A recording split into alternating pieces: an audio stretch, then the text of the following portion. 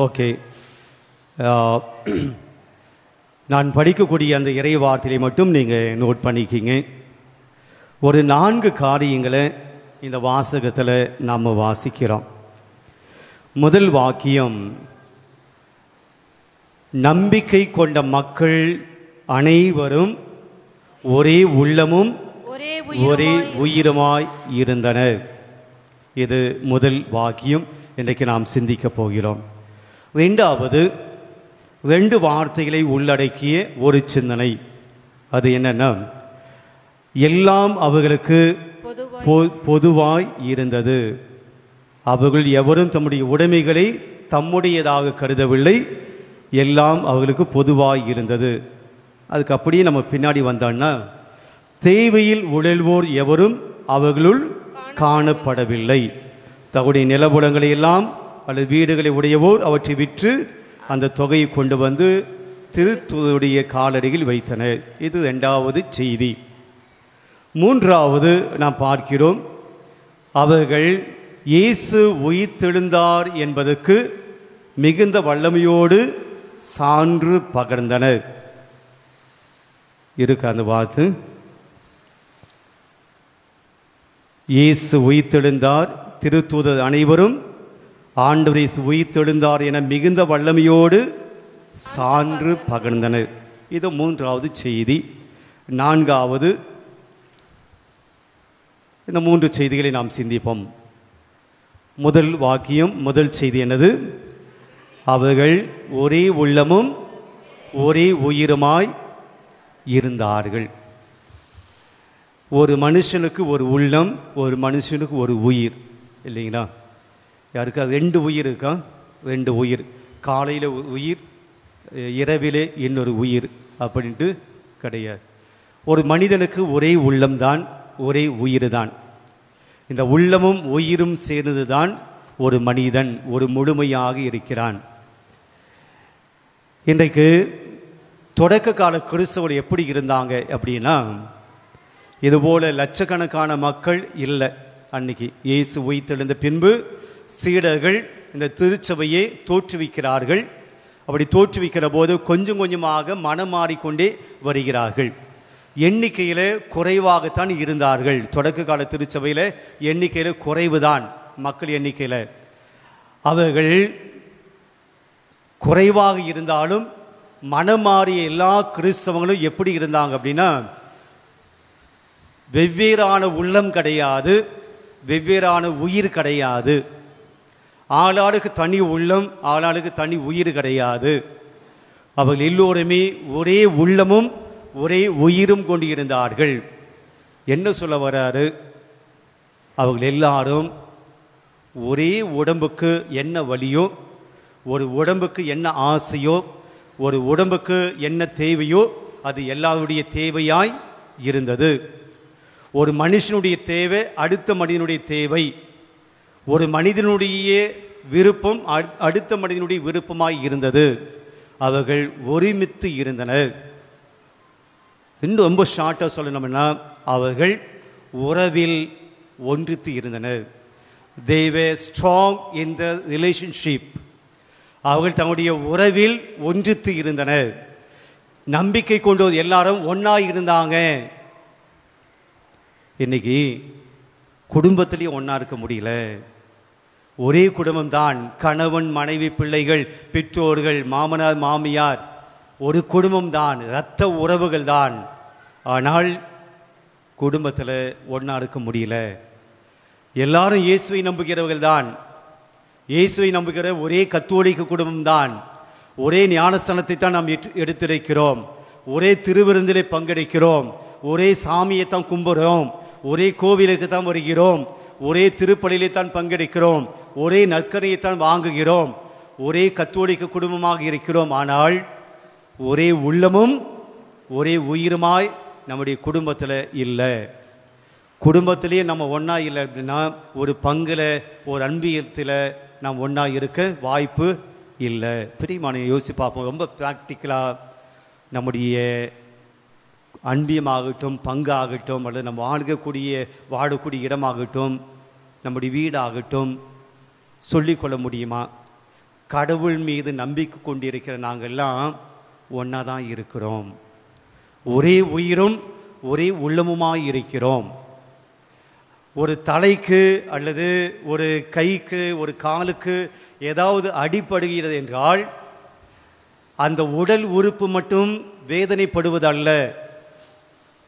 ஒரு தலையில் அடிபட்டிருக்கு அப்படின்னா தலை மட்டும் பெயின் அனுபவிக்கிறது கிடையாது. ஒட்டுமொத்தமான உடம்பும் அந்த வலியை அந்த வேதனையை உணர்கிறது, துடிக்கிறது. ஒரு கையில் அடிபட்டுச்சுன்னா ஒட்டுமொத்த உடம்பும் வலிக்கிறது. அப்படின்னா அதுதான் ஒரு உயிர், அதான் ஒரு உள்ளம், ஒரு உடம்பு.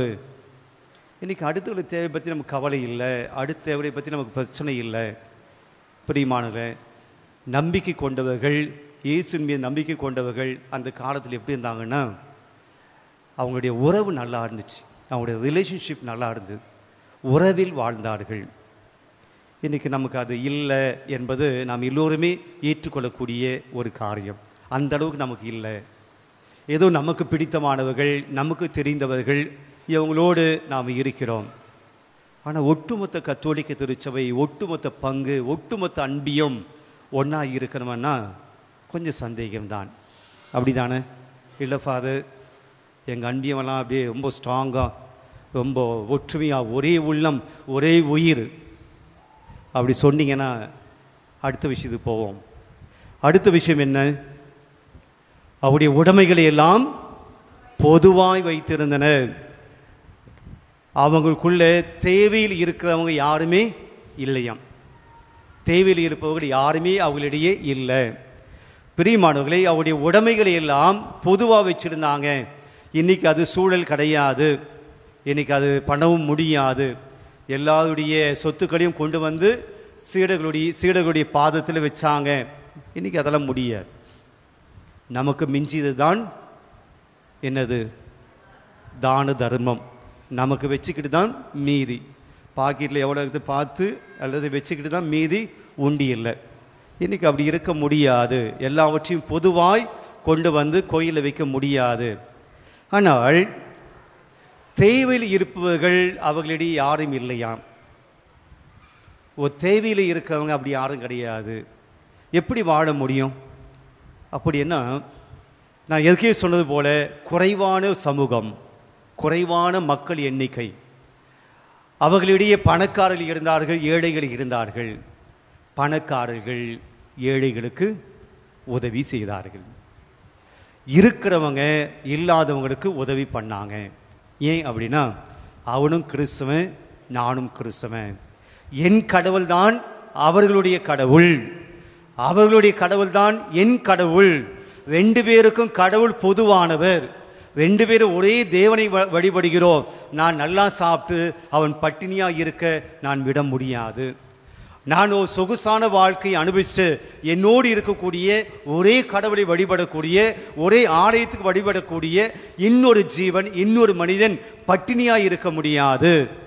அவனுடைய தேவையை பூர்த்தி செய்வது என் கடமை, என் பொறுப்பு அப்படின்னு அவங்க உணர்ந்தாங்க. அதனால் இருக்கப்பட்டவங்க தேவையில் இருந்தவர்களுக்கு உதவி செய்தார்கள். பிரியமானவர்களே, இது எப்போ நடக்கும் அப்படின்னா நம்முடைய உறவு ரொம்ப ஸ்ட்ராங்காக இருக்கணும். அதனால தான் முதல்ல நாம் என்ன பார்த்தோம்? அவர்கள் உறவிலே ரொம்ப ஸ்ட்ராங்காக இருந்தாங்க. அந்த உறவில் ரொம்ப ஸ்ட்ராங்காக இருந்ததுனால என்ன பண்ண முடிஞ்சது? உதவி செய்ய முடிஞ்சது. உறவு, ரெண்டாவது உதவி. உதவி செஞ்சாங்க. அடுத்தவனுடைய கண்ணீர் என் கண்ணீர், அடுத்தவனுடைய பசி என் பசி. பரிவு என்பது என்ன? இரக்கம் என்பது என்ன? அடுத்தவனுடைய தேவையை என் தேவையாக நினைப்பது, அடுத்தவனுடைய வலி என் வழியாக நினைப்பது. அதுதான் ஆண்டவர் இயேசு செஞ்சார். பசியாக இருந்தவங்களை பார்த்து அவருடைய பசியை உணர்ந்தார், வேதனையை உணர்ந்தார், சாப்பாடு கொடுத்தார். பிரியமானது. ரெண்டாவது அவர்கள் உதவி செய்தார்கள், உதவி செய்யக்கூடிய மக்களாக இருந்தாங்க. மூன்றாவது அவங்க செஞ்சது இயேசு உயிர்த்தெழுந்தார் என்று அறிவித்தார்கள், சான்று பகிர்ந்தார்கள். பிரியமானவர்களே, உறவில் உறுதியாக இருந்தாங்க, பிற அன்பில் உறுதியாக இருந்தாங்க. மூன்றாவது அவர்கள் இயேசுவை ஏற்றுக்கொண்டதில் தங்களுடைய விசுவாசத்தில் உறுதியாய் இருந்தார்கள். இன்னைக்கு முதல் வாசகம் அதுதான் சொல்லுது. இந்த மூணுமே நமக்கு ரொம்ப அவசியம். இயேசுவை நம்புவதில் உறுதியாக இருக்கிறோமா? அதான் தொடக்கத்தில் அன்பு கூறுவேன், இன்னும் அதிகமாய் ஆராதிப்பேன், இன்னும் ஆர்வமாய் அப்படின்னு பாடினோம். பாடலோடு முடிந்து விடுகிறது. இந்த இயேசுவை, உயிர்த்தெழுந்த இயேசுவை நான் உறுதியாய் நம்புகிறேனா? என்னுடைய தேவையில் இருக்கக்கூடியவர்களுக்கு உதவி செய்வதில் நான் உறுதியாக இருக்கிறேனா? என்னுடைய ரிலேஷன்ஷிப், என்னுடைய உறவிலே நான் உறுதியாக இருக்கிறேனா? இதெல்லாம் எப்போ நடக்கும்? இப்போ இல்லை என்பதுதான் எல்லாருடைய நிதர்சனமான உண்மை. மூணுத்துலேயும் நம்ம ஸ்ட்ராங்காக இல்லை. உறவிலும் ஸ்ட்ராங்காக இல்லை, உதவி செய்வதிலும் ஸ்ட்ராங்காக இல்லை, இயேசு உயிர்த்தெழுந்த தேவனை நம்புவதிலும் நம்ம ஸ்ட்ராங்காக இல்லை. இது எப்போ நமக்கு ஸ்ட்ராங்காக மாறும் என்றால், இன்றைய நற்செய்தியிலே ஆண்டவர் இயேசு நிக்கதேமு என்கிற ஒரு மனுஷங்கிட்ட ஒரு செய்தியை சொல்வார். நீ மறுபடியும் பிறக்க வேண்டும். நிக்கதேமு கேட்பாரு, மறுபடியும் பிறப்பது என்றால் என்ன? born again. அவர் இன்னும் ரொம்ப லூசுத்தனமாக கேட்பாரு, பிறந்தவர் ஒருவர் வயதான பின்னாடி மீண்டும் அம்மாவனுடைய வயிற்றுக்குள்ளே போயிட்டு திருப்பி வர முடியுமா? அவர் பரிசெயர், படித்தவர். ஆனால் அவர் கேட்பார், மீண்டும் அம்மா வயிற்றுக்குள்ளே போக முடியுமா? திருப்பி பிறக்க முடியுமா? இயேசு சொல்வார், தண்ணீரிலாலும் தூய ஆவியாரும் பிறந்தாலன்றி ஒருவர் மறுபடியும் பிறக்க இயலாது. அப்போ மறுபடியும் பிறப்பது என்பது என்ன? தண்ணீரால் நாம் பிறக்க வேண்டும். என்னது தண்ணீரால் பிறப்பது? திருமுழுக்கு. தூய ஆவியால் பிறக்க வேண்டும். என்னது? உறுதி பூசுதல். பிரியமானவர்களே, இந்த தண்ணீரால் பிறப்பது, இயேசு தண்ணீர் ஞானஸ்நானம் எடுக்கிற போது அவர் மீது யார் வந்து இறங்கினார்? ஆவியானவர் இறங்கினார். அப்ப நீரினால் பிறப்பதும் ஆவியால் பிறப்பது. பிரியமானவர்களே, எப்போ நாம மனுஷ தன்மையில் இருந்து தூய ஆவியாவுடைய தன்மைக்கு நாம் போகிறோமோ அப்பதான் இந்த மூணு காரியம் நடக்கும். என்ன மூணு காரியம்? என்னங்க இப்பதான் சொன்னேன். உறவு, உதவி, இயேசுவை நம்புவது. இந்த மூணும் ஆவியால் ஏவப்பட்டவர்களால் தான் முடியும். மனுஷ தன்மையில் நம்ம கண்டிப்பாக முடியாது. மனுஷ தன்மையில் எல்லாரையும் நீங்கள் அன்பு செய்ய முடியாது. எல்லாரையும் அன்பு செய்ய முடியாது. குறைந்தபட்சம் எல்லாருக்கும் ஒரு எதிரியாவது இருப்பாங்க. இங்கே இருக்கிற எல்லாருக்குமே குறைந்தபட்சம் பிடிக்காத ஒரு நபர் யாராவது ஒரு வாழ்க்கையில் ஒருத்தராவது இருப்பாங்க. அவங்கள அன்பு செய்ய முடியாது. ஏன்னா நம்ம மனுஷ தன்மையோடு இருக்கிறோம். மனித தன்மையோடு ஒரே உயிரும் ஒரே உள்ளமுமாய் எல்லாரையும் அன்பு செய்ய முடியாது. மனுஷ தன்மையில் இருக்கிற நாம எல்லாம் எனக்கு வேணும் எனக்கு வேணும் நினைக்கிற நாம எல்லாருக்கும் உதவி செய்ய முடியாது. மனுஷ தன்மையில் இருக்கிற நாம இயேசுவே ஆண்டவர் என்று சொல்லி எல்லா சூழ்நிலையிலும் அறிவிக்க முடியாது. அவநம்பிக்கை வந்துடும். அப்ப நாம இயேசுவை ஏற்றுக்கொள்ள வேண்டும், உதவி செய்ய வேண்டும், நல்ல உறவில் வாழ வேண்டும் என்றால் நாம் யாரால் ஆட்கொள்ளப்பட வேண்டும்? தூய ஆவியால் ஆட்கொள்ளப்பட வேண்டும். மறு ரூபமாய் மாற வேண்டும். இயேசு தூய ஆவியால் ஆட்கொள்ளப்பட்டவரை அன்று வேறு எவரும் இயேசுவே ஆண்டவர் என்று சொல்ல முடியாது. எழுந்து நிற்போம். ஆண்டவிடம், ஆண்டவரை நாம் மறுபடியும் பிறக்க வேண்டும். நான் பகைமை எண்ணத்தோடு இருக்கிறேன், சுயநலத்தோடு வாழ்ந்து கொண்டு இருக்கிறேன். என்னால் உதவி செய்ய முடிஞ்சும் உதவி செய்யாமல் இருக்கிறேன். எல்லாரையும் அன்பு செய்ய முடிஞ்சும் அன்பு செய்யாமல் இருக்கிறேன். பகைவர்களை வைத்திருக்கிறேன், எதிரிகளை வைத்திருக்கிறேன். பிடிக்காத மனிதர்கள் வாழ்க்கையில் இருக்கிறாங்க, மன்னிக்க முடியாமல் இருக்கிறேன். அவநம்பிக்கை கொண்டிருக்கிறேன். இயேசு மேல எனக்கு நம்பிக்கை இல்லாமல் பல சமயத்தில் இருந்திருக்கிறேன். எனக்கு நான் மறுபடியும் பிறக்க வேண்டும் ஆண்டவரே, தூய ஆவியின் மீது பொடியும் ஆண்டவரே சொல்லி பாடுவோம்.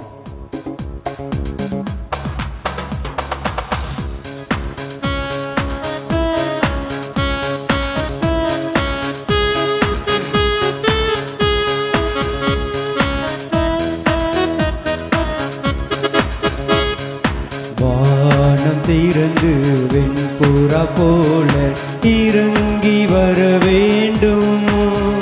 தேவா வல்லமை தர வேண்டும். தேவா வல்ல தர வேண்டும். எல்லாம் சேர்ந்து வானம் திறந்து வெண்புறா போல இறங்கி வர வேண்டும். தேவ வல்லமை தர வேண்டும். தேவ வல்லமை தர வேண்டும். யோர்தான் நதிக்கரை அனுபவங்கள் அப்படியே இங்கு நடக்கணுமே. யோர்தான் நதிக்கரை அனுபவங்கள் அப்படியே இங்கு நடக்கணுமே. அப்படியே இங்கு நடக்கணுமே. வானம் திறந்து வெண்புறா போல இறங்கி வர வேண்டும். தேவ வல்லமை தர வேண்டும். தேவ வல்லமை தர வேண்டும். பிரியமானவர்களே, மறுபடியும் பிறக்க வேண்டும். அப்படி என்றால் இப்போது இருப்பது மடிய வேண்டும். இப்போது இருப்பது சாக வேண்டும். நான் புதிய மனிதனாக பிறக்க வேண்டும் என்றால் என்னுடைய பழைய மனித தன்மை சாக வேண்டும். நம்முடைய பழைய மனித தன்மை சுயநலமாக இருக்கலாம், தன்னலமாக இருக்கலாம், கோபப்படுவதாக இருக்கலாம், சினம் அடைவதாக இருக்கலாம், மற்றொரு மீது கொண்டிருக்கிற பகைமை எண்ணமாக இருக்கலாம். எல்லாவற்றையும் ஆண்டவரே என்னிலிருந்து எடுத்து போடும். நான் மறுபடியும் பிறக்க வேண்டும். மறு ரூபமாக, புதிய மனிதனாக, புதிய உள்ளம் படைத்தவனாக, புதிய ஆற்றல் மிகுந்தவனாக நான் புதிய மனிதனாக வாழ வேண்டும் ஆண்டவரே என்று சொல்லி பழைய பாவங்கள், பழைய சாபங்கள் எல்லாம் மடிய வேண்டும் என சொல்லி பாடுவோம். மறுபடியும் நான் பிறக்க வேண்டும். மறுரூபமாக மாற வேண்டும். மறுபடியும் நான் பிறக்க வேண்டும். மறுரூபமாக மாற வேண்டும். யோர்தான் நதிக்கரை அனுபவங்கள் அப்படியே இன்று நடக்கணுமே. யோர்தான் நதிக்கரை அனுபவங்கள் அப்படியே இன்று நடக்கணுமே. அப்படியே இன்று நடக்கணுமே. வானம் திறந்து உற்சாகமாய் சேர்ந்து பாடுவோம். ஆவியான நம்பிக்கை இறங்கும்படியாய் ஜெபிப்போம். தூய ஆவியானது அன்றி இயேசுவே ஆண்டவர் என்று யாரும் சொல்ல இயலாது. அத்தகைய ஆவியானவரை அழைப்போம். வானம் திறந்து வெண்புறா போல இறங்கி வர வேண்டும். தேவ வல்லமை தர வேண்டும். நாம் பலவீனமானவர்களாய் இருக்கிறோம். பாவத்திலே பலவீனம் அடைந்து இருக்கிறோம். பாவங்கள் செய்து பலவீனம் அடைந்து இருக்கிறோம். நாம் வல்லமையோடு வாழ வேண்டும். சக்தியோடு வாழ வேண்டும். ஆவிக்குள் வாழ வேண்டும். கனிகள் நிரம்ப பொழிந்து அந்த கனிகளை நாம் வாழ வேண்டும் என்றால் ஆண்டவருடைய ஆவி நம் மீது இறங்க வேண்டும். வரங்களை பொழியக்கூடிய ஆவியானவர் நம்மை நிரப்ப வேண்டும். பாடுவோம். வரங்கள் கனிகள் பொழியனமே, வல்லமையோடு வாழணுமே என்று சொல்லி பாடுவோம். வரங்கள் கனிகள் பொழியனுமே, வல்லமையோடு வாழனுமே. வரங்கள் கனிகள் பொழியனுமே, வல்லமையோடு வாழனுமே. யோர்தான் நதிக்கரை அனுபவங்கள் அப்படியே இன்று நடக்கணுமே. யோர்தான் நதிக்கரை அனுபவங்கள் அப்படியே இன்று நடக்கணுமே. அப்படியே இன்று நடக்கணுமே. வானம் திறந்து வெண்புறா போல இறங்கி வர வேண்டும்.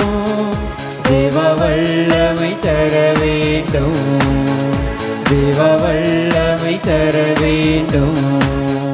தாவீது சொல்லுவார், நான் செய்த பாவங்கள் எப்போது என் கண் முன்பாகவே இருக்கின்றன. அந்த பாவங்களை நினைத்து நினைத்து நான் அழுது என்னுடைய எலும்புகள் எல்லாம் உருகி போயின. தாவீதுக்கு மட்டும் இல்லைங்க, நம்முடைய வாழ்க்கை நாம் செய்த பாவங்கள் எல்லாம் நம் கண் முன்பாகவே இருக்கின்றன. நாம் மனதுக்குள்ளே நினைக்கிற போது அந்த பாவங்கள் நமக்கு வெட்ட வெளிச்சமாக இருக்கின்றன. பாவங்களினால் நாம் சாபங்களை பெற்றிருக்கிறோம். ஆண்டவரிடம் சொல்லும், ஆண்டவரே என் பாவங்கள் என் காயங்கள் எல்லாம் நீங்க வேண்டும். நான் பரிசுத்த வாழ்வு வாழ வேண்டும். உம்மை போல தூய்மையான வாழ்வு வாழ வேண்டும். கன்னி மரியாவை போல தூய்மையான வாழ்வை நான் வாழ வேண்டும். சூசையப்பரை போல நீதிமானாய் நான் வாழ வேண்டும்.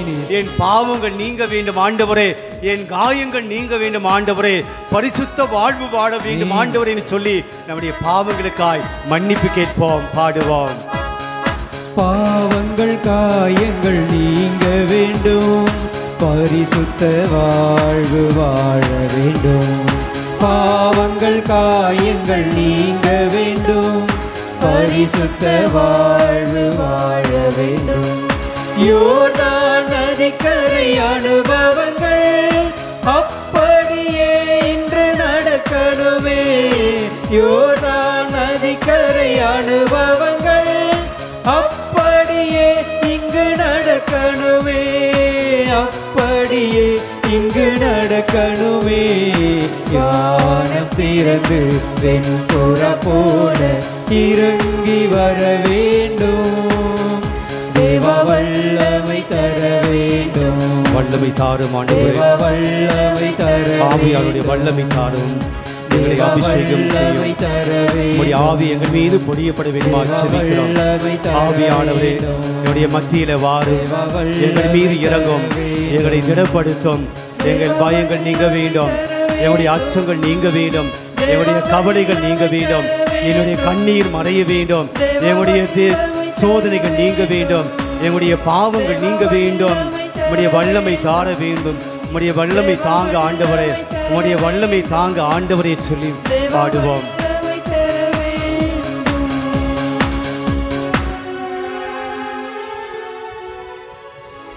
அமர்வோம்.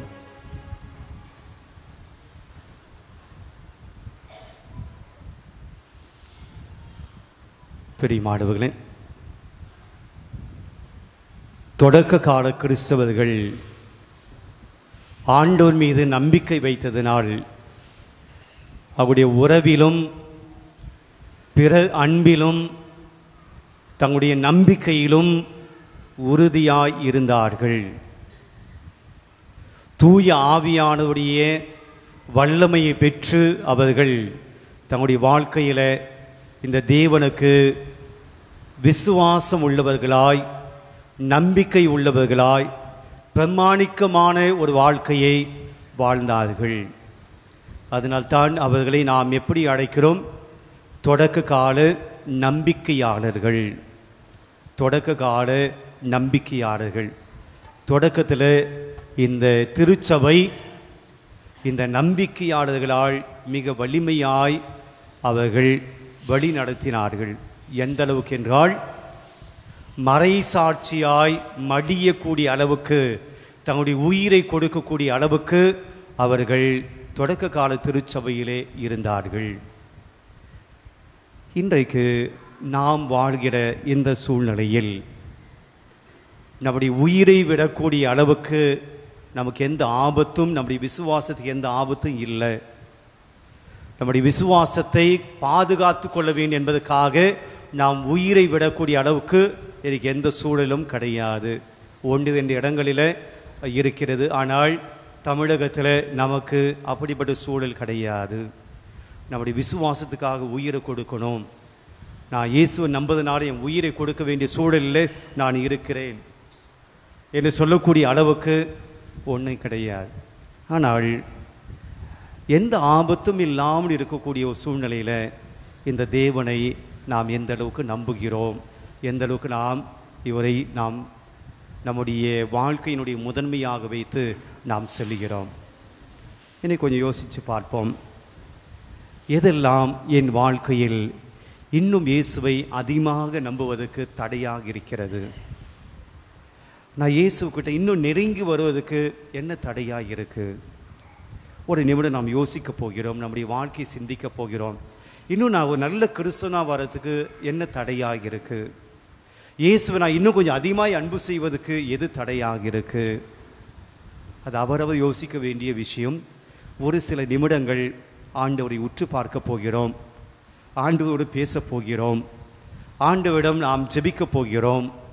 ஆண்டவரே, இந்த நம்பிக்கை நிறைந்த கிறிஸ்தவராக இருந்தாங்களே, முதல் வாசத்தில் நாங்கள் படித்தோமே, அதுபோல் நான் மாறணும் அப்படின்னா எது என்னை தடுக்குது? எனக்கு உம்முடைய ஞானத்தை தாங்க, எனக்கு சொல்லித்தாங்க என்று ஒரு நிமிடம் நான் இன்னும் கொஞ்சம் நல்ல கிறிஸ்துவனாக வாழ்வதற்கு எனக்கு என்ன வேணும்னு சொல்லி இயேசுக்கிட்ட கேளுங்க. ஒரு சில மௌடங்கள் நீங்கள் எதை சிந்திக்க கொடுக்கப்படுகின்றன. நம்முடைய சிந்தனையெல்லாம் நான் இன்னும் இயேசுவுக்கு உகந்த ஒரு கிறிஸ்தவனாக வாழ நான் என்ன செய்யணும் யோசிப்போம்.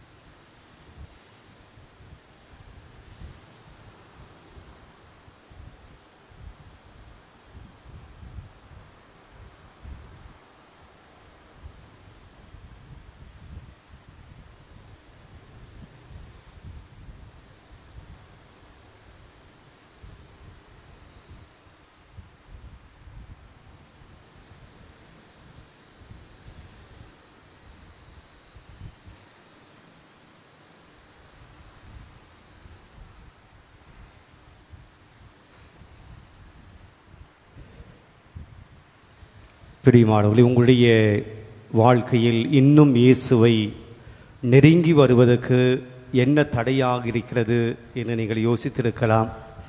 ஒவ்வொருத்துக்கும் ஒரு பதில் கிடைச்சிருக்கலாம். இதே கேள்வி நான் காலையில் ஜெபிக்கிற போது நான் என்னை யோசித்த போது எனக்கு கிடைத்த பதில் ஒருவேளை உங்களுக்கும் அந்த பதில் கிடைத்திருக்கலாம். அதுவாக இருக்கலாம், இல்லை வேறு எதுவாக கூட இருக்கலாம், பிரச்சனை இல்லை.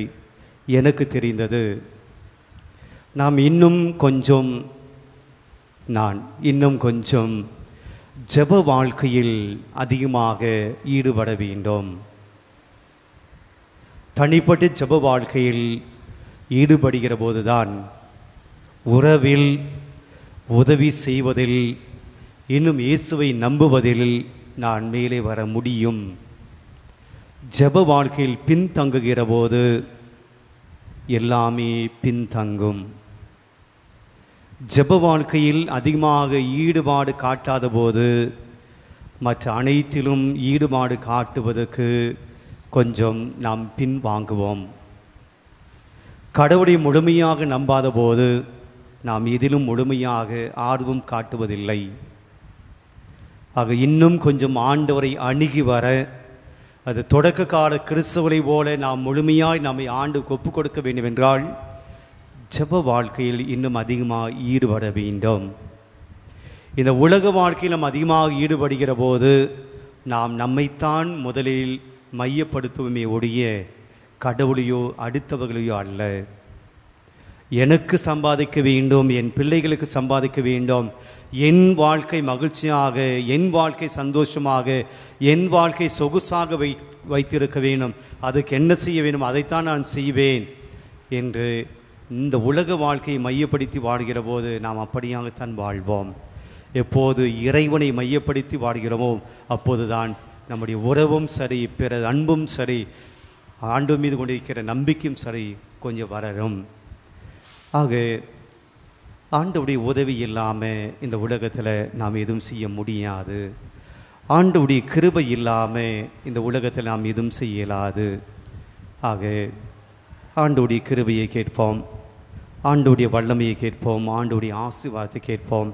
இந்த பாடல் வழியாக ஆண்டவுடைய கிருபை எந்த அளவுக்கு நம்மை தாங்குது, ஆண்டவுடைய கிருபை எந்த அளவுக்கு நம்மை மகிழ்ச்சி படுத்துது, ஆண்டவுடைய கிருபை இல்லைன்னா நம்ம என்ன ஆகியிருப்போம், ஆண்டவருடைய கிருபை இல்லைன்னா நம்முடைய வாழ்க்கை எப்படி போயிருக்கோம் என்று சொல்லக்கூடிய பாடலை பாடி, உங்கள் கிருபை இல்லாமல் நான் வாழ முடியாதப்பா, உங்கள் கிருபை இல்லாமல் நான் வாழ முடியாதப்பான்னு சொல்லி பாடலை பாடுவோம்.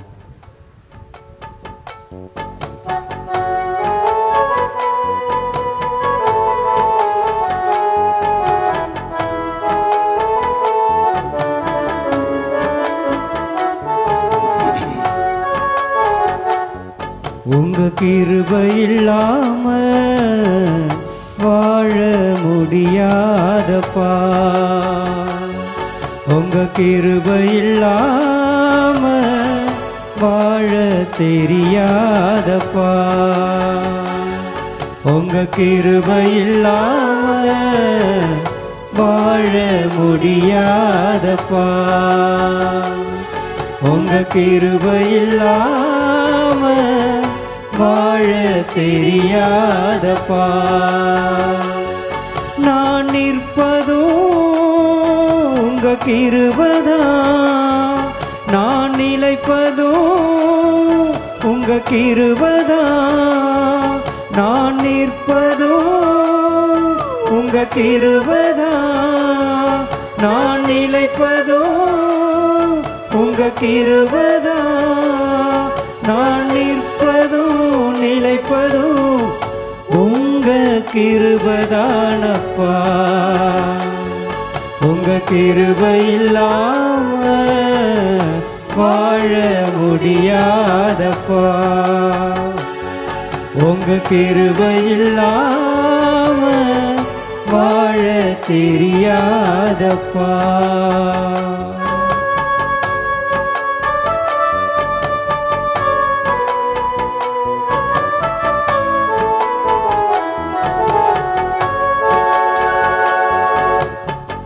காலையில் எழுந்தவுடன் புது கிருபை தாங்குது, வாழ்நாள் முழுவதும் மகிழ்ச்சிக்குள்ளே நடத்துது. காலையில் எழுந்தவுடன் புது கிருபை தாங்குது, வாழ்நாள் முழுவதும் மகிழ்ச்சிக்குள்ளே நடத்துது. நிர்மூலமாகாமலே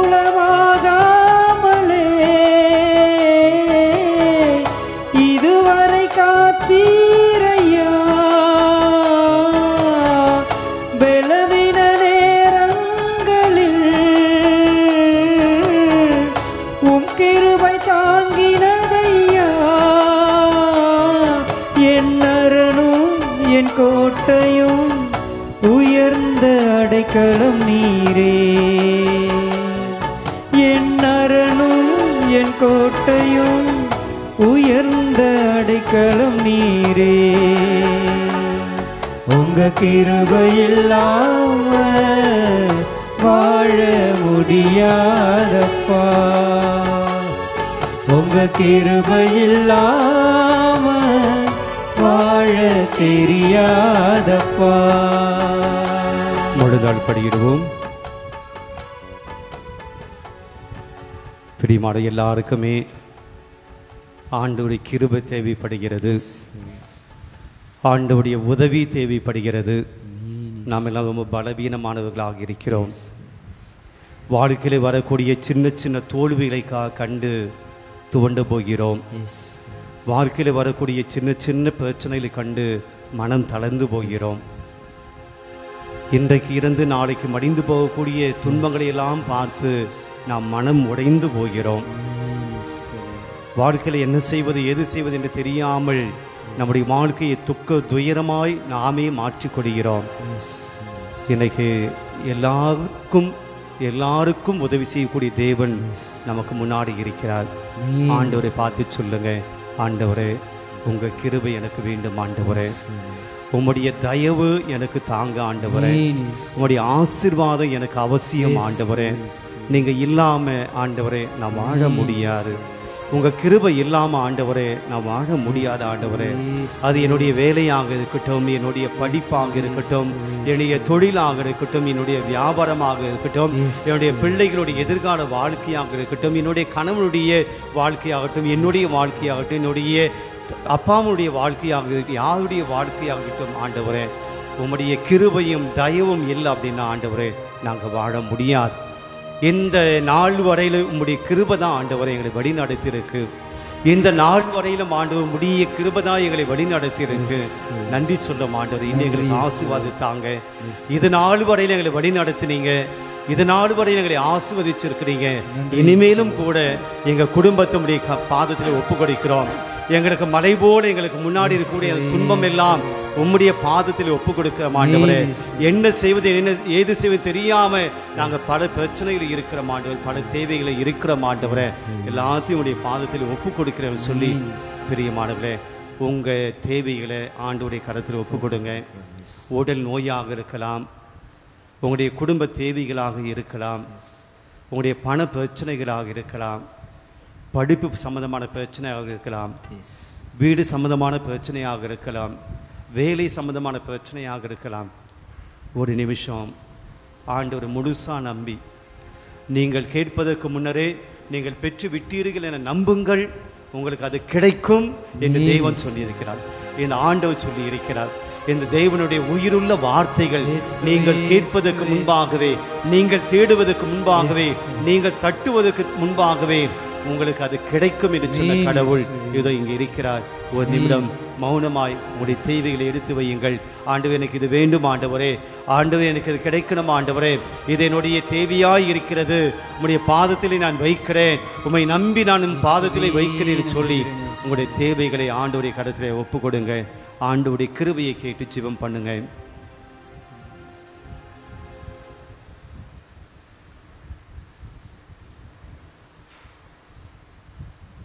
நம்பிக்கையோடு ஜெபிப்போம்.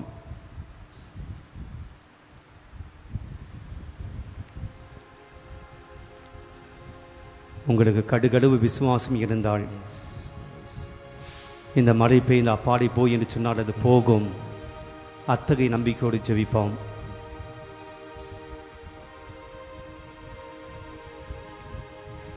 ஆண்டவருடைய மேலோடையை தொட்டாலே நான் சுகமடைவேன் என்று சொல்லி நம்பிக்கையோடு அந்த மேலோடையை தொட்டாலே அந்த பெண்ணை நம்பிக்கையோடு, அந்த பெண்மணி நம்பிக்கை போல நம்முடைய நம்பிக்கையை வைப்போம். நம்பிக்கையோடு ஆண்டவருடைய ஆசீர்வாதத்தை பெறுவோம். மாண்புய கீதம்.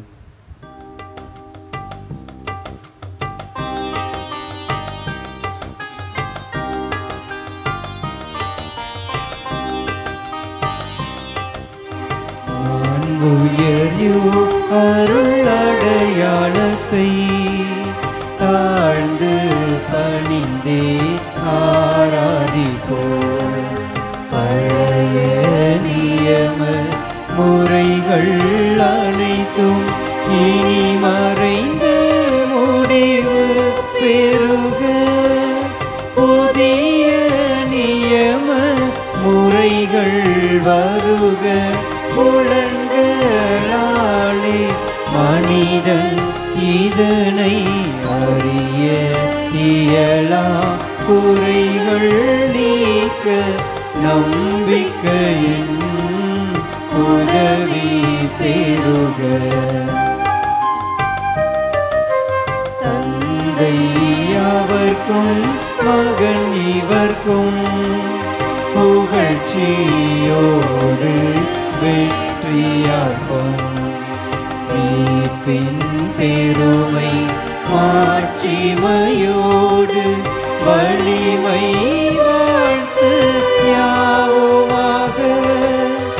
இருவரிடமாய் வருகின்றவரா தூய ஆவி ஆனவர்க்கும் அளவில்லாத சம புகழ்ச்சி என்றுமே உண்டாவதாக.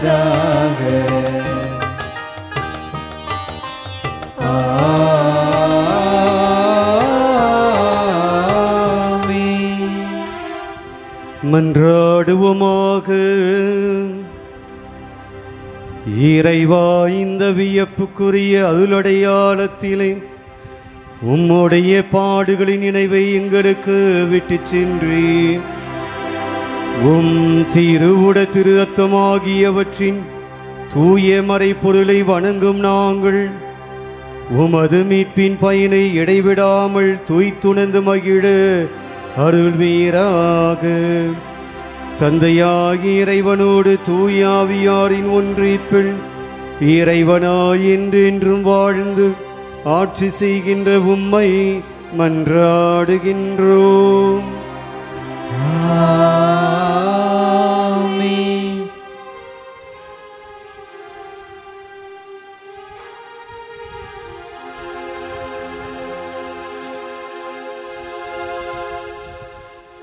உம்மை தான் நம்பியிருக்கிறோ, உம்மையன்றி யாரும் இல்லையப்பா. உம்மை தான் நம்பியிருக்கிறோ, உம்மையன்றி யாரும் இல்லையப்பா. அற்புதம் செய்யுங்கப்பா எங்க வாழ்க்கையில, உம்மை தான் நம்பியிருக்கோ ஏசப்பா.